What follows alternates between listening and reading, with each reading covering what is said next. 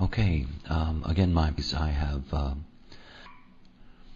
okay, that popped out again. My apologies, I have a very odd connection this morning. They're working on the infrastructure here, and we're also in the middle of a major windstorm, which seems to be affecting my whole internet. So anyway, hopefully it'll be all right. We'll be able to get this going. It may take me a few minutes to actually change the illustration. So while I set that in motion, we've come to a very interesting place. It is well known in the New Age mythologies, and obviously I'm referring here to the 15th face, the Christ consciousness field. So we have come to a very interesting place within the context of duality. And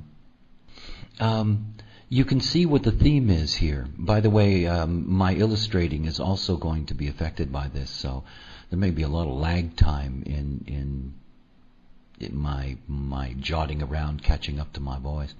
Anyway, you can see that the theme here is this theme of love thy neighbor. And, this... It is the underlying concept here that is everything to understand about this face, and ultimately to be able to understand about the Christ consciousness field as an energy system, or as a programming system of the personality. Success equals non-threatening competition.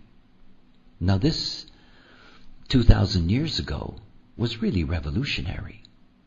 I mean, when you think about the nature of the development of, the fundamental civilizations, for example, the Mediterranean civilizations, the Middle East and whatever, if you look at all of that, basically the way in which wealth was accumulated was through war. I mean, war was very efficient as a form of theft. And it was more than just material theft, it was genetic theft, because of course in the earliest traditions of war the males were simply destroyed. This was simply a way of ensuring that the conquered territory would maintain the genetic bond to the conqueror and ultimately become one with it. So war was something that was a way in which the earliest of tribes were able to expand and to be able to increase their power and their wealth. Obviously, a couple of thousand years ago, and by the way, this programming field is very ancient. Concepts of love thy neighbor are available in Chinese thought going back 5,000 years. It's not like this is a new phenomena. But if we look at the dressing of it from 2,000 years ago and just put it in the context of this face, and the character that we put to this face, or the Godhead we put to this face, basically you were looking at a society that was the victim of that kind of theft. In other words, you had the Roman conquerors, and you had a society that was underfoot. Love thy neighbor as thyself is not pacifist in the traditional sense of how I understand the programming that is here.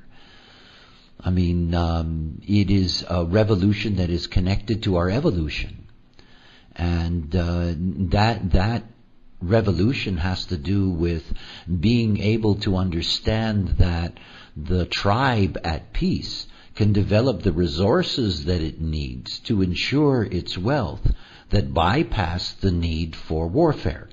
I mean, I think one of the most extraordinary historical examples of this, and I'm somebody who is well steeped in history. I don't think that there is a more extraordinary example than Europe today. You don't have to go back very far to be in a long line of hatred that goes back millennia. The tribes of Europe have been at war with each other almost continuously for at least 1,000 years, if not more, and it suddenly stopped. I mean, an interregnum perhaps, who knows, but it suddenly stopped. And of course, the thing that's so interesting about it is that what comes out of that non-threatening competition comes wealth. Comes wealth. Non-threatening competition is the bedrock of being able to be civilized. I mean, it's so interesting to see the Christian context of this. That is, if you look at the European bedrock of what Christianity, where Christianity truly developed its deepest influence, it was the foundation. I mean, after all, the hotbeds of Christianity today were the result of proselytization and evangelizing and all of those things that came later. But when you look at the heartland of Christianity, which was literally Europe, and you see it within the context of capitalism, you get to see quite clearly that non-threatening competition is enormously beneficial to a society. It's enormously beneficial. And of course, non-threatening competition means that more and more human beings have an opportunity to succeed.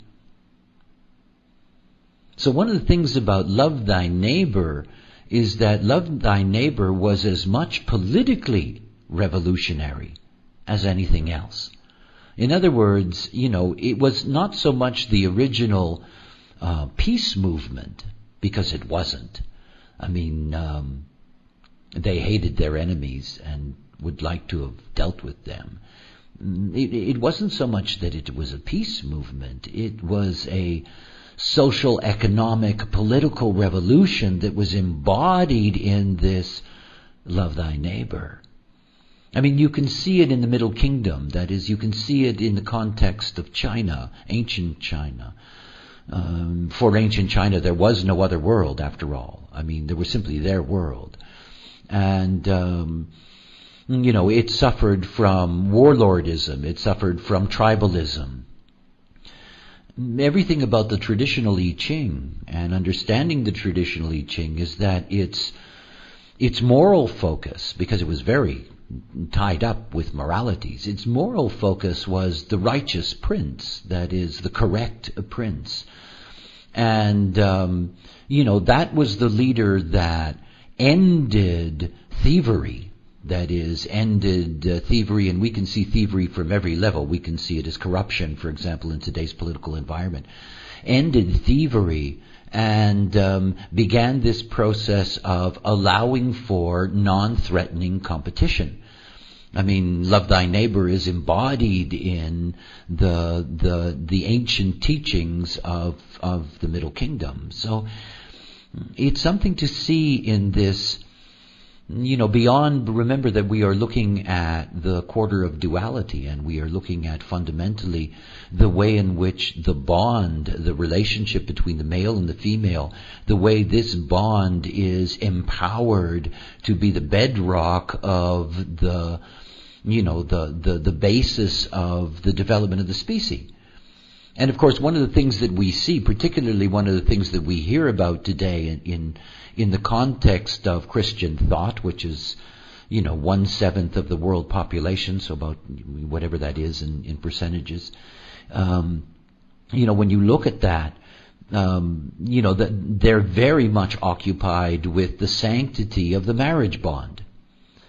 I mean, the sanctity and the holiness of marriage, and of course, the various levels of real and imagined homophobia that come into that kind of, the irony of, the asexual, so-called asexual priesthood that, is trying to, protect the purity of the male-female bond, which such ironies often leave me just shrugging my shoulders. But anyway, this concept of the importance of that bond, and you can see something else about it, that is that, That non-threatening competition is the only way in which the benefits of the bond can be realized. And the benefits of the bond for so long, that is changing today, the benefits of the bond were the children and the potential of the children to be able to succeed on merit. On merit. So, to begin with, in understanding the message of the Christ consciousness field, is that the message is peace. But peace, not, again, peace with really this underlying motive, which is very, very specific. In other words, this is the real enlightenment that took place in civilization.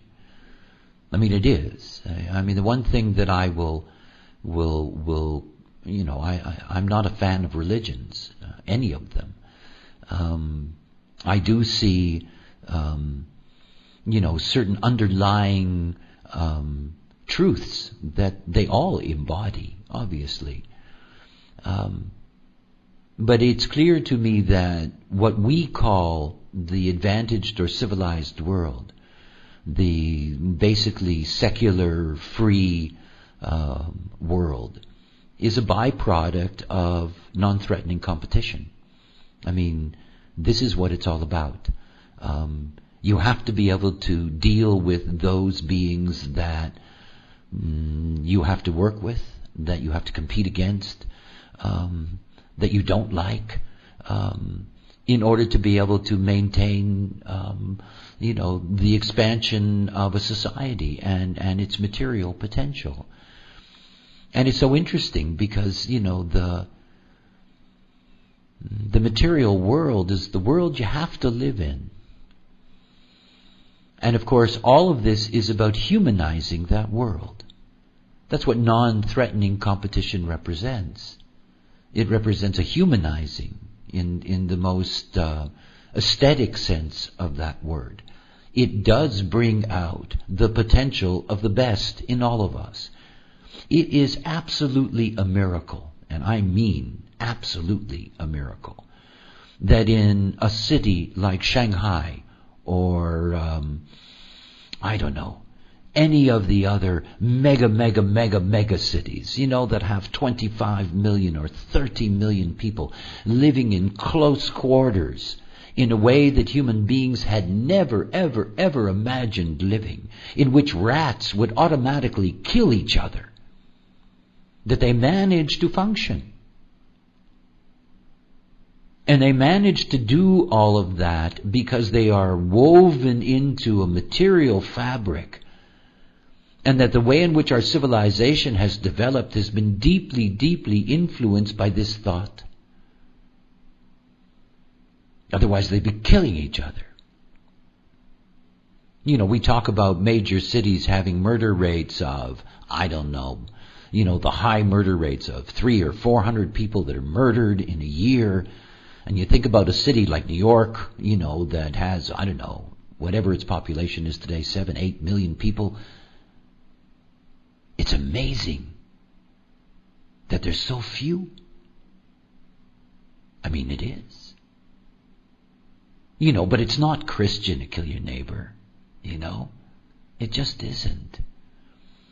And you see, this restraint that comes from this conditioning, this is a deeply, deeply positive restraint. Deeply positive. Because what it truly enhances is that everybody gets a certain amount of potential to fulfill themselves on the material plane. And the what is there, in other words, what non-threatening competition deals with, is that it deals with the primary fears. This is the very first codon, alanine. That's the very first one, top of the list. And it is a face, like we saw with glycine, it is a face that carries the complete codon. So each of the 4 hexagrams They're all alanine. We don't have alanine elsewhere in the wheel. And when you're looking here, again, to remember our configuration, we are in our duality.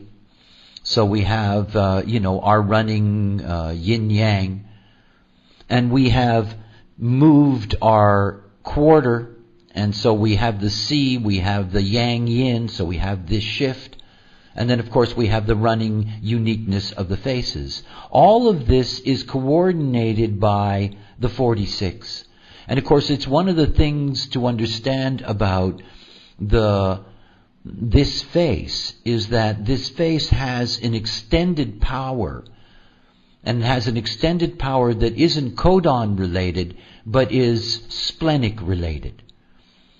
And it is splenic related because if you look at the wheel and you look at the 46 gate where it stands in the wheel, and you follow the next two faces, that is, you go the next 8 gates, the next 7 gates, what you're going to see is that all of those gates are the splenic gates. In other words, that the 46 gate is the lead hexagram in that sense. It is the key to that particular grouping. And in that particular grouping, all of those hexagrams are in the spleen. So again, this is a very important place, literally, in the wheel, because this is a place in which we are fear programmed. You see, non-threatening competition, that's, this theme. This is the theme that is rooted in the 46th gate. This is where it all comes from. This is where love thy neighbor comes from. The 46th gate is about the love of the body. Body. Love thy neighbor as thyself.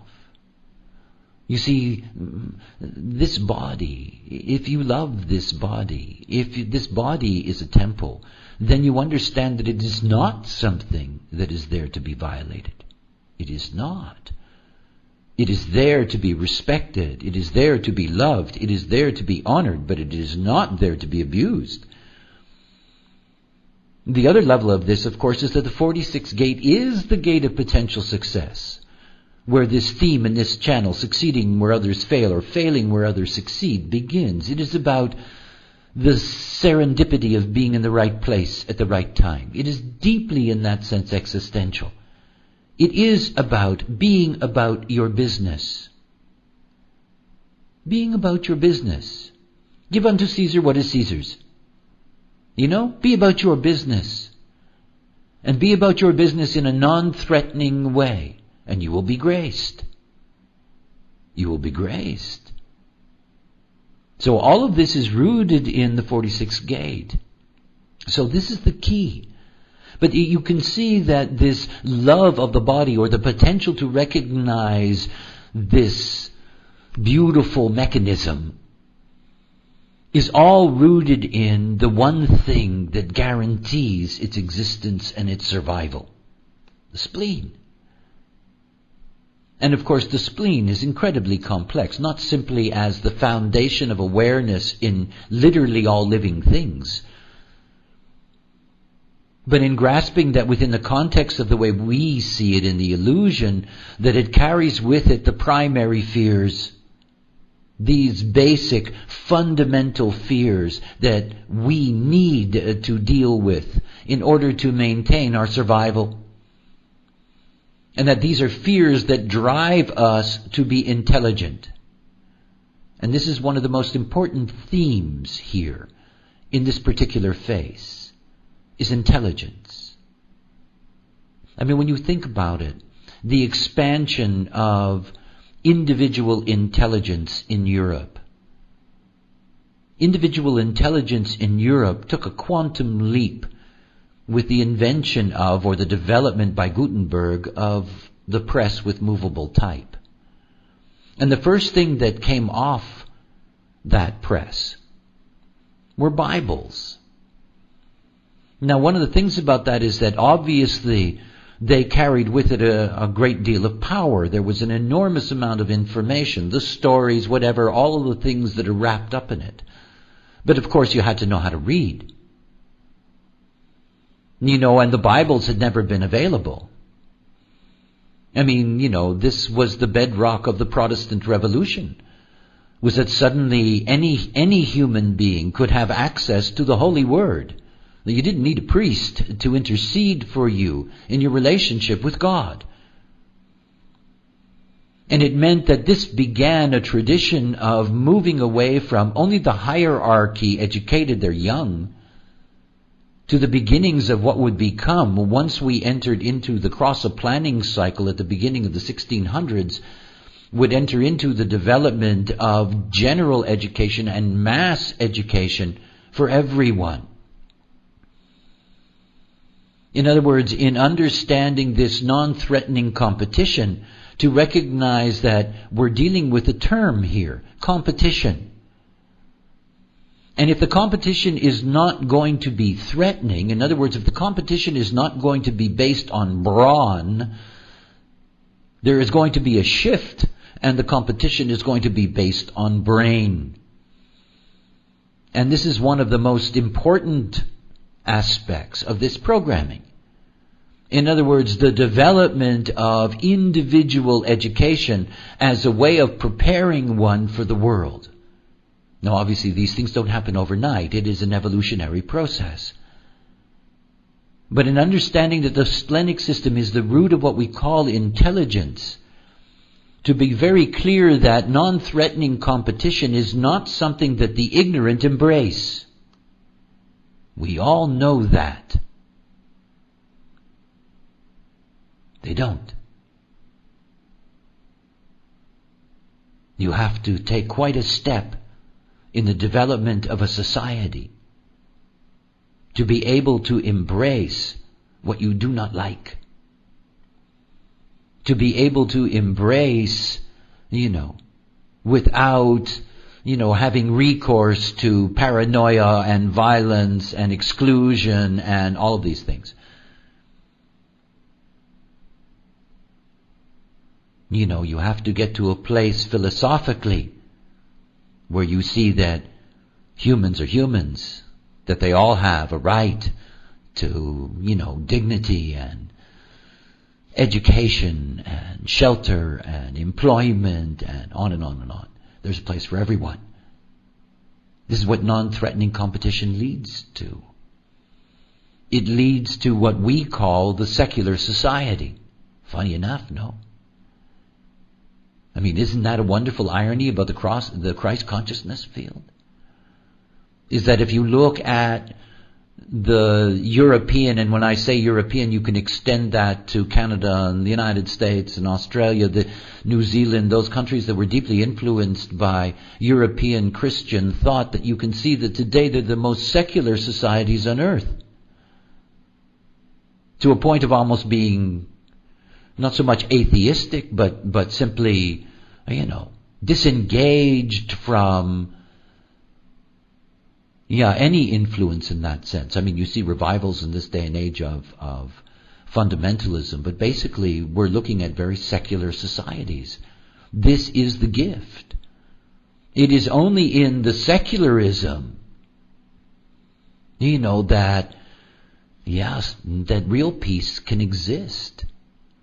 And of course, it is interesting to see that within the context of dogma. I mean, if you look at Christian dogma, if you're not baptized a Christian, you're fucked. This is just the story. But while you're here on earth, if you are a heathen, you're going to be treated with respect as a human being. I mean, it's interesting when you think about it. But when you look at the source of this programming, you see that the source of this programming and its evolutionary direction is about the embrace of the highest potential of humanness in a being towards the other. It is not so much about, bending down to the rule of the Godhead. It's in so many ways much subtler than that. Let's take a look at the primary fears. And let's begin with what is pointed at the adrenal system. So therefore, the aspect here that can really be deeply empowered or juiced up And this is the 18th gate, and when we are looking at the 18th gate, we are looking at what has been spoilt by the father, and mother, by the way. But the original is what has been spoilt by the father. And of course, within the context of the Christ consciousness field, that is a very interesting thing. I don't want to go into that because it would lead to some very funny digressions. But anyway, authority. The fear of authority. Now you can see this operates in many ways. Within the context of this programming, here lies the fear of God.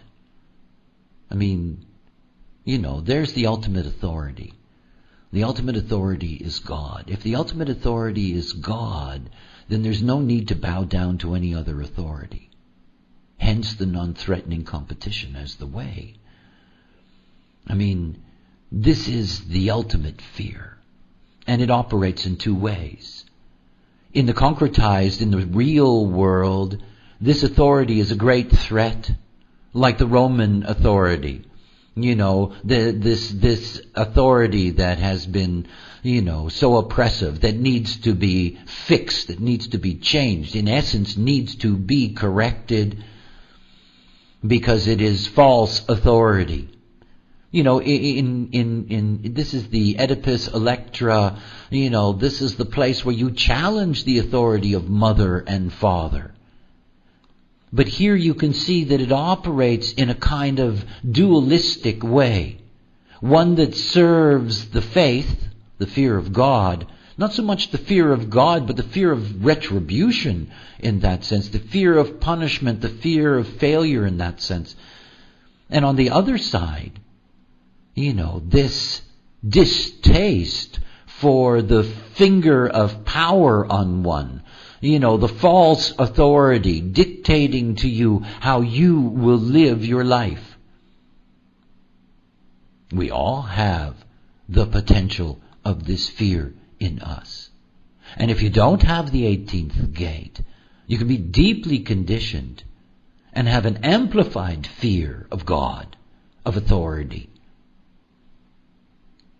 And you see, how do you eliminate that? How do you eliminate that? By non-threatening competition. Then those who are going to be in charge are going to be in charge because they're competent. I mean, this was the tradition of ancient China. It did not matter where you came from. They had these universal tests thousands of years ago. For everyone at certain ages, and the best would rise up. The theme here wasn't that you don't correct the authority.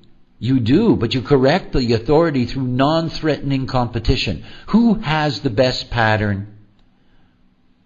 You can see here we have two very deep logical fears, the 18 and the 48. So it's all about the pattern.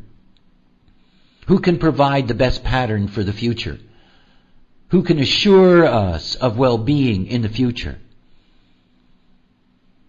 And of course, what happens in humans, is that we have always been led. And we have been led by those that we do not necessarily support or follow. And we're forced to throughout our history. Again, you have to see the political consequences of this spiritual revolution. The political consequences are incredible. I know that biblical scholars often discuss the theme that so much of the lead up to the crucifixion of Christ was rooted in the fact that he was being proclaimed King of the Jews. And of course, obviously a deeply political term. It is, again, one of those ironies to see it in this context is to understand how deeply correct that is in the sense, that this is a political revolution. Non-threatening competition is really a political revolution. I mean, we see that in the way states, nations compete with each other, in order to, international sales and blah, blah, blah, and all of these things.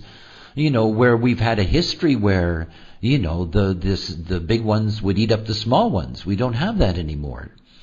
This is one of these incredible byproducts of this non-threatening competition. So, for me, I see that the institution of marriage within this context is a political institution. It is a political institution that says this is the foundation of being able to maintain a society, and a society that is going to be relatively, quote unquote, peaceful, in order that everyone has an opportunity to succeed. Out of that comes via for example, the French and British traditions, which really became crystallized in the American Constitution. This fact that, this all men are born equal and all have a right to the pursuit of this and that. I mean, it's incredible to see how deeply political this is. You got to be intelligent, though. You got to be educated. And your authorities cannot be dictators. And, if your authorities are false, if, your life is being controlled by some kleptomaniac in a palace somewhere, well, something has to be done.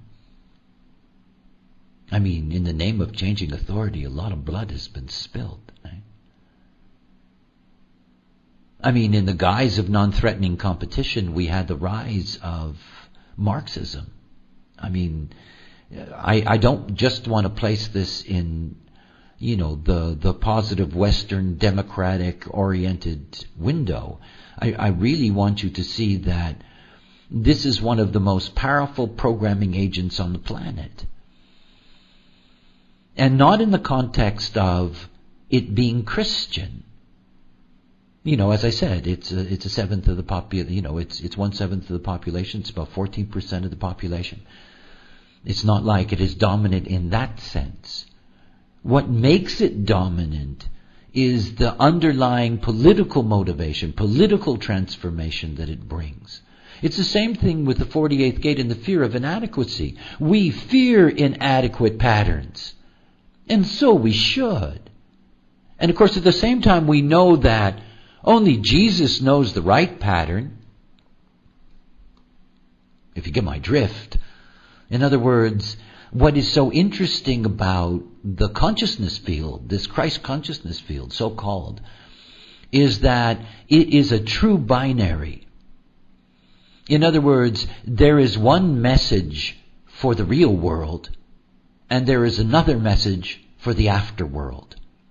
I mean, it's two distinct messages.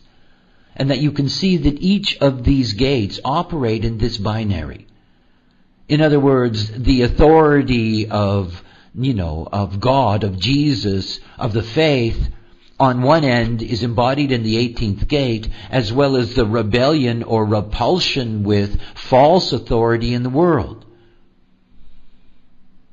The same thing with inadequacy. Nothing worse than inadequate patterns.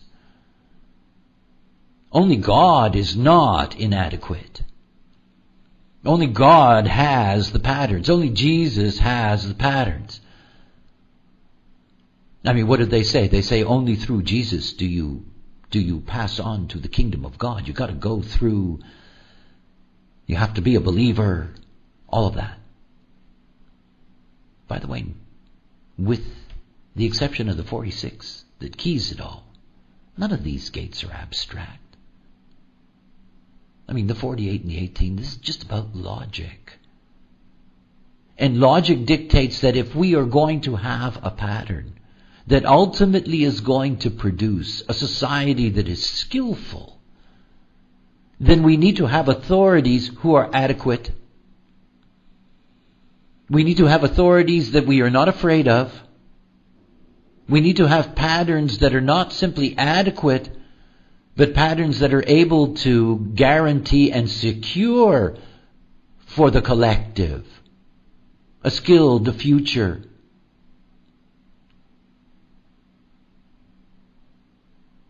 These two gates They demand intelligence in order for them to be transformed. To be an authority, one needs to truly grasp what is essential in that role. And that it is not something that one can simply do naturally. We are not talking about leaders here. We are talking about the authorities that arise out of any pattern. The collective is like that.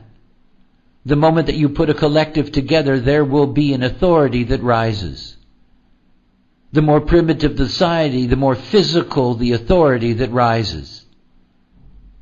The more educated the society, the more it's based on non-threatening competition. Who's most qualified? You see this in the concept of general elections. Where huge amounts of population, even if people diminish it when it's 50% or something, that's a lot of people. Huge amounts of human beings get involved in deciding who is adequate, and it's based on the patterns that are being offered. These concrete patterns, and you can see here that the intelligence that's developed here is the intelligence that laid the foundation for the success of societies. It did. This is the core of duality. It is the very basis of it. This is the thing that holds it all together. It is not about the bond specifically between the man and the woman.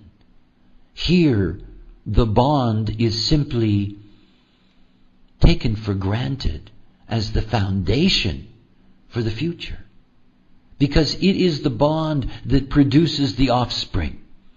Again, Christianity deeply against abortion, deeply against anything that interferes with the natural birthing process. And of course, to understand it in this context is to see this is the original program. The original program said, bring your children forward into a world that is non-threatening, and they will do better than you. Educate them, teach them. And in a non-threatening world, they will rise on their own ability. This is the whole story. And of course, that those children are bound, honor thy mother and thy father. Those children are bound in their success to reward their parents. And of course, you see this traditionally in so many societies for so long. It's different in many places today, in the most advanced societies today, because we have a breakdown, the cross-planning fading, all of that stuff. We have a breakdown of the family, we have a breakdown of the 3-generational family, all of these things. But again, understanding this within the context of the program, how powerful this influence on the personality. And of course, this also means that inherent in this is a deep love and concern for those children. It's simply there. See, love thy neighbor is something that, if you deconstruct this, it's about loving, in that sense, acceptance of everyone, anyone.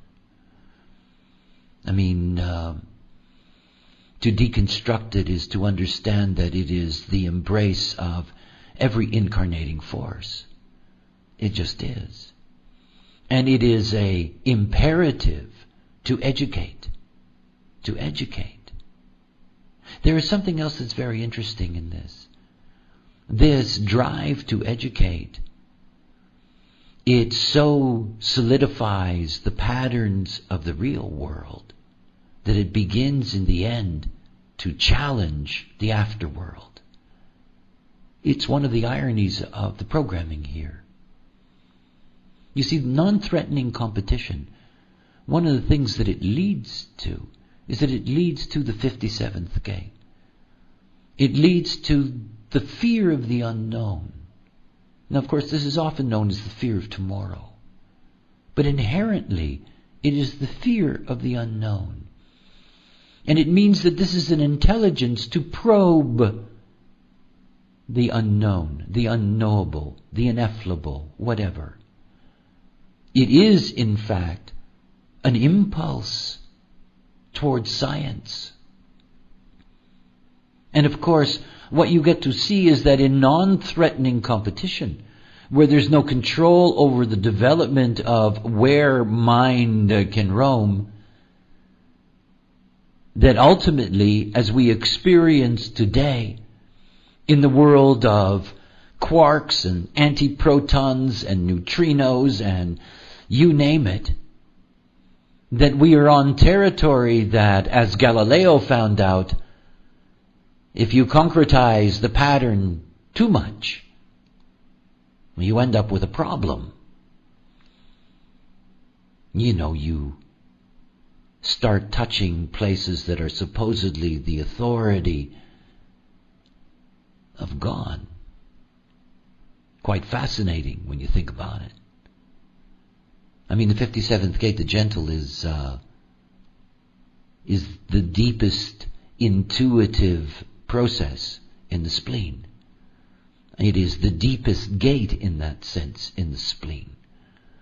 It is so simply by understanding its function within the body graph. That is, it is the 57th gate that is the foundation of the awareness that's there in integration. And of course, literally what you're looking at is that you're looking at the most fundamental, basic intelligence required by life. So it's quite something, this fear of the unknown. It's also deeply, deeply acoustic.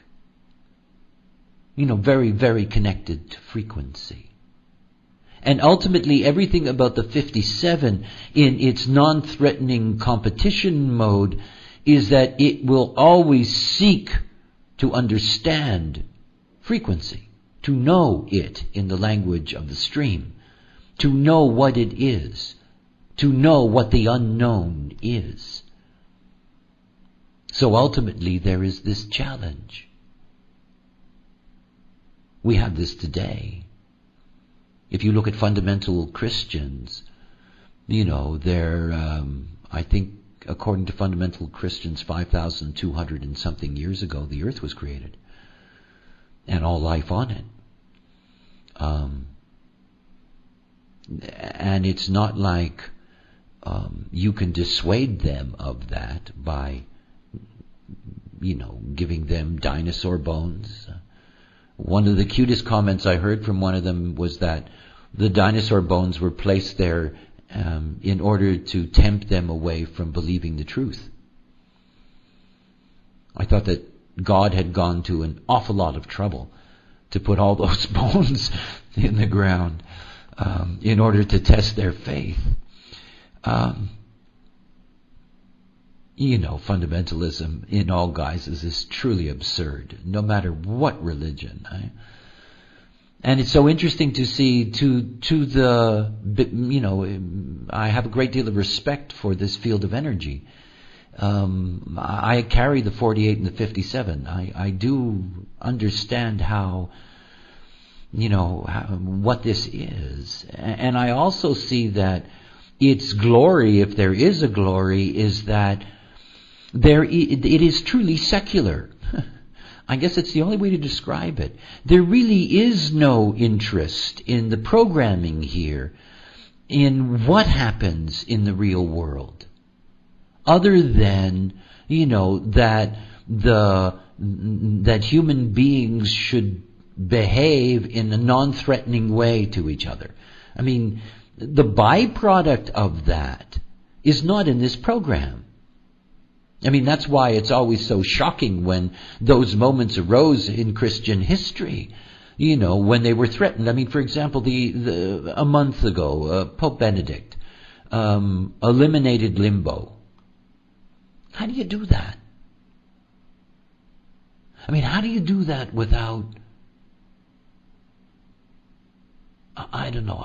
I just don't understand that. I don't understand how there's about a billion Catholics. I don't understand that. Limbo, for example, this concept of some intermediary field after death. All of a sudden, by fiat, it is eliminated. These are things that are very odd, when you look at the way the dogma all runs. My point is that the deepest essential programming that carries with it the Christian mythos is one in which the world is truly secular. And it's the afterworld that belongs entirely, well, in that case, to Jesus and God. In other words, there really are very separate things. It is something that is really fascinating to see. And of course, all of that has made it possible for, the broad sophistication and development of society. I mean, it has. But it's also led to an intelligence that threatens the very dogma that arose originally out of the program.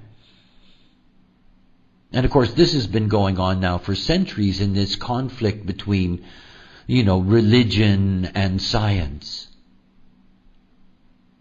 But you see, here, the modern secular world is embodied. And it is here that duality can flourish. And it has. The sanctity of the bond, the love of family, the development of wealth, the expansion of education, the rise of what eventually would be called middle classes, all of this kind of thing. All of this is a byproduct of the programming of this phase. Now, I'm not one for embracing the program, because I don't. I long ago broke my covenant with the influence of the Godhead on my personality. I live according to my nature. And I see in the way in which we are programmed, because in my thoughts, because I carry the 4857, I can see this information, the way in which it moves my intelligence to look this way and that. And I also see in this how, if you are not self, this becomes one of those areas that, becomes deeply, deeply distorted. And it does. And one of the dilemmas of this success through the non-threatening competition is that in the not-self, ultimately this can be totally distorted. In other words, in our community we have non-threatening competition, but we are in threatening competition with any other community. In other words, what we're going to begin to see, what is actually happening now with this fading of the cross of planning, is that we're going to see a digression in the way in which this program operates. We're already beginning to see it in a sense. In other words, this is a time in which the power of the knowledge in the real world is now not able to be controlled by the power of, the afterworld. Let me just call it that. And it means that there is going to be a backlash. And of course this is what we're seeing. And this backlash is something that, carries this label of fundamentalism. Most people are attuned simply to Islamic fundamentalism because of the level of violence that is being demonstrated there. But please don't overlook the fact that we have very, very powerful Hindu fundamentalists and Christian fundamentalists and Jewish fundamentalists. We have a whole strain in our world today that is in a retro reaction. And basically what's happening is that there is they are now going the 1848-57 road, and they are challenging the false authority of science. And they're challenging the inadequacy of science to answer certain fundamental moral questions, as an example. In other words, the whole process is now going through a kind of retro motion that carries this fundamentalist label. For me, in the end, when I think about this particular codon, it's obvious to me that, generally speaking, this is an important balancing agent for the personality. It is, in its own way, deeply a-prejudicial.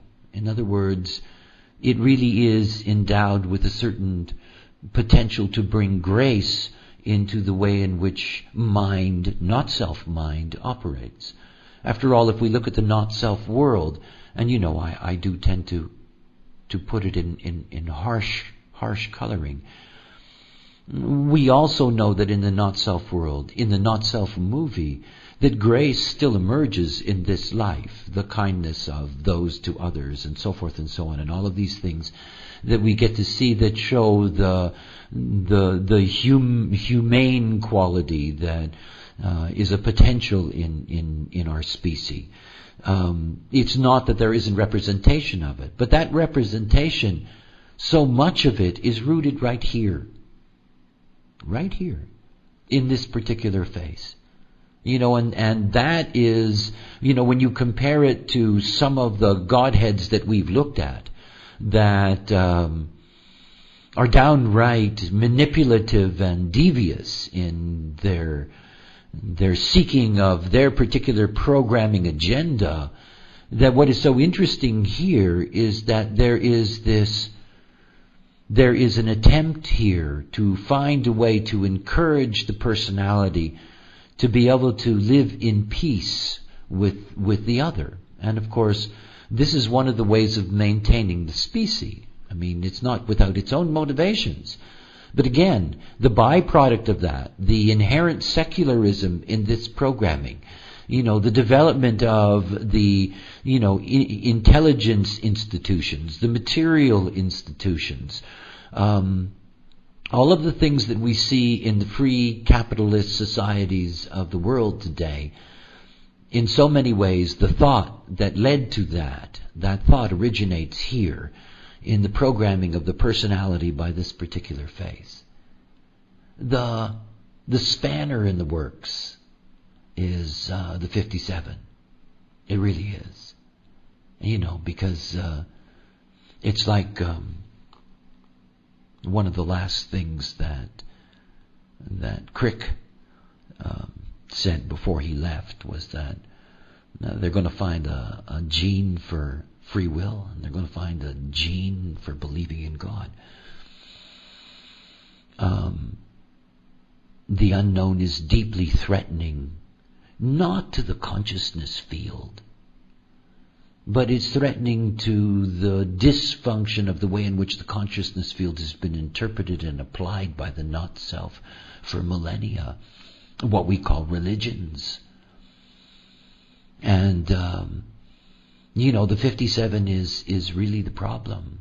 And you can see that it's specifically a problem for Christianity. I mean, the Islamic religious movement is not concerned about threats by statements in science. They're not. Either the Hindus or the Buddhists. They're not. But Christianity is, because it's inherent in it. It's inherent. It is called for it. It is programmed for it. To establish that world that has patterns that are secure so human beings can live in grace in a non-threatening competition. But of course there's no end to where that finding the pattern will lead. And ultimately comes the threat. And you can see Christianity recoiling against that threat today. It's been doing so for hundreds of years now, trying to accommodate day by day the investigations of the tens of millions of secular scientists that could only have emerged under the grace of this program. What an irony. It's lovely. I mean, I'm a 5. I do love irony. But I think it's just delicious. And yes, I know that there's a gene for free will because we can see the genetic imprint in the heart center. And I know that there's a gene for believing in God because you can see the genetic imprint in the mystical stream. And it starts in the 19th gate, which is now under mutation. Hidden, by the way, because Neptune is veiling all that. So yeah, it is very interesting to see the binary in this particular situation. Anyway, love thy neighbor. The 15th faith. I must say I like this one. I know where the undercurrent has always led to. But I am the byproduct of being graced by a society that was established on these rules.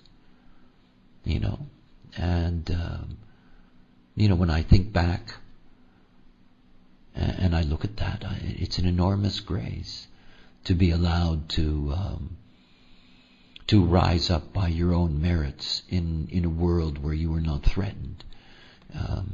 It's quite something. And to be allowed whatever it is that you follow, whatever it is you follow. You see, there's no restriction here. This is not Christian. That's what's so interesting about it.